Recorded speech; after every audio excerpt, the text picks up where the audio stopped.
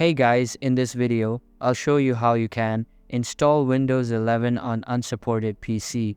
So make sure to watch this video till the end and let's get started. First of all, open any type of preferred browser on your PC and search for Windows 11 ISO. Open the official Microsoft website, scroll down, choose the version and click on Download Now button. It will then ask you to select the language.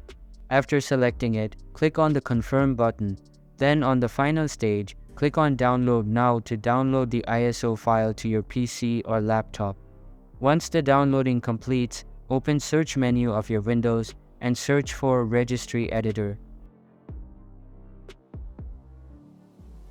Open it, go to this location where I currently am and create a new file. Name it exactly what I am naming it without any mistakes. Change its name to Allow Upgrade with Unsupported TPMOR CPU.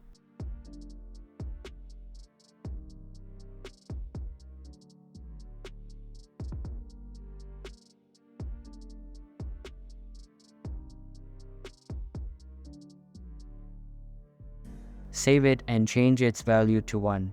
After that, close the registry editor and restart your PC. And that's how you can install Windows 11 on unsupported PC. Hope you liked the video. Thanks.